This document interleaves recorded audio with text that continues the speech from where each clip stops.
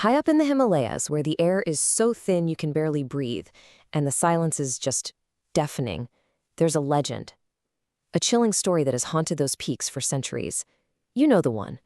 They call it the Yeti, the Abominable Snowman. But is it just a campfire story?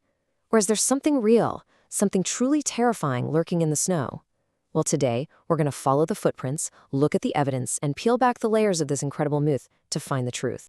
So let's just start with this. This is the quote from a doctor after examining a body found under some very strange circumstances. And when a doctor says something like that, that the force required was more than human, well, it opens the door to some pretty unsettling possibilities, doesn't it? And that's the big question, right? It just hangs there in the cold mountain air. If a person didn't do it, and it wasn't some kind of accident, what kind of brutal, powerful force are we talking about? 12,000 feet up a mountain? This is where our investigation really kicks off. Our story takes us back to 2008 in a place called Arunachal Pradesh. A worker on this super remote military road project just vanishes. And this disappearance sets off a chain of events that points to a suspect straight out of a horror movie. Okay, this is where the story gets really bizarre. They find the guy, and he's just sitting there, awkwardly. But his neck is broken. Now here's the kicker. His phone and his money, untouched. So it wasn't a robbery. And there were no claw marks, no bite wounds, nothing that screams animal attack. The only things the police find are a single weird-looking hair and a huge footprint nearby. The pieces just don't add up. For the local people, though, the ones who've lived in the shadow of these mountains their whole lives, the answer was simple and terrifying. They believed the worker had trespassed on sacred ground and paid the price. So while the police were scratching their heads, the community had already reached a verdict. The Yeti was guilty. So, if we're going to treat the Yeti as a suspect, we need to build a profile. Who or what are people talking about when they say the name Yeti? This creature's story is literally woven into the fabric of the Himalayas, a terrifying figure that haunts the freezing thin air. For centuries, the stories have been passed down, and they all paint a pretty consistent and pretty terrifying picture. We're talking about a massive, ape-like beast, maybe 7 or 8 feet tall, covered in thick fur.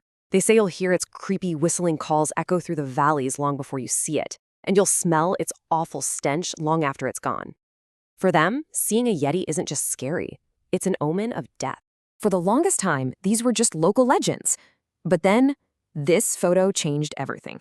In 1951, a really respected British mountaineer named Eric Shipton is on Everest, and he finds this. A massive 13-inch-long footprint in the snow.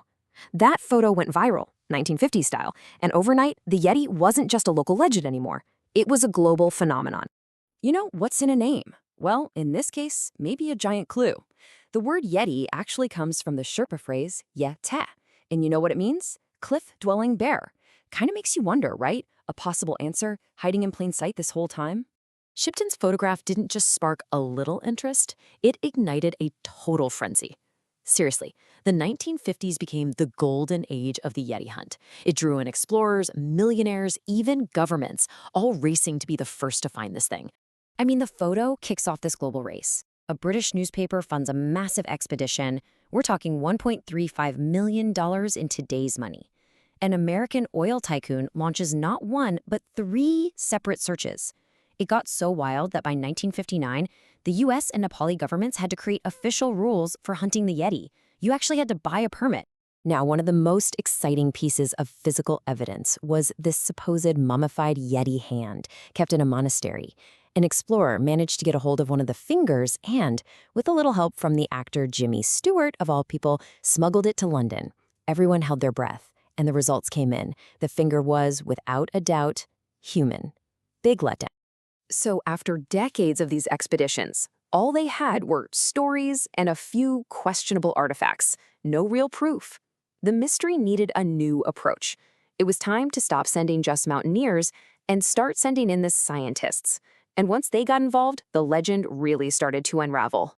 All right, so if it's not some giant ape man, then what in the world is leaving these massive, human-looking footprints all over the Himalayas? Well, the answer is actually a pretty brilliant illusion, all thanks to Mother Nature. A researcher figured it out, and it's pretty simple. A Himalayan bear walks by, putting its back foot partly over the print left by its front foot. Then, as the sun beats down, the snow melts just enough to merge the two prints together. And what you're left with is one big, long track that looks eerily like it was made by something walking on two legs. And you don't just have to take a researcher's word for it. This conclusion is backed up by probably the most credible source on the planet, Reinhold Messner, arguably the greatest mountaineer of all time. He had his own terrifying run-in with a huge creature back in '86. It obsessed him. He spent the next 12 years investigating. And his final, unwavering conclusion? The Yeti is a bear. But really, the final nail in the coffin came in 2017. A team of scientists did a huge DNA study on 9 different alleged Yeti samples. We're talking hair, bone, skin, even a tooth. The results? 8 of the 9 came back as various local species of, you guessed it, bears. And that 9th sample? It was a dog. I mean, science really just dropped the mic on that one. So what about the murder mystery that kicked this whole thing off? That weird, non-human hair found on the victim? Well, some journalists actually dug up the original lab report, and it turns out it wasn't hair at all. It was just a little piece of a plant or a leaf.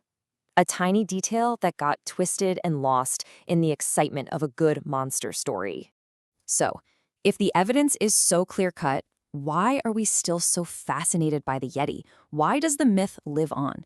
I think it's because the story taps into something really deep inside us, that love of the unknown and a real desire for the world to still hold some wild, undiscovered mysteries. And you know, there might be a tiny grain of truth to the legend, buried way back in our evolutionary past. Fossils found near the Himalayas have shown us that a very real 10-foot-tall ape called Gigantopithecus used to live there. It went extinct about 200,000 years ago.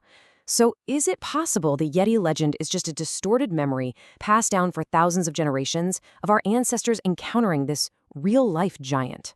But here's the thing that's truly mind-blowing. We don't need to chase myths to find mystery. Scientists estimate that we have only identified about 20% of the species on our own planet. That means a staggering 80% of life on Earth is still a complete mystery to us. And we are discovering new, incredible species all the time. Just in the last few years, we found the Popa lingar monkey, which has these amazing rings around its eyes that look like lasses, a new species of legless lizard, and even a transparent, glowing mollusk from the deep sea. The real world is honestly weirder and more wonderful than any myth we could dream of. And that really brings us to the core of this whole story. It's just human nature, isn't it? To chase after the fantastical, the things that are just beyond our reach. But in that chase, we so often overlook the very real and often very fragile wonders that are right here in front of us. So I'll just leave you with this final thought. The Yeti might be a myth, but creatures like the snow leopard are real and they are critically endangered. The real mystery isn't whether monsters exist out there in the shadows, it's whether we can act in time to save the real, incredible species we're lucky enough to share this planet with.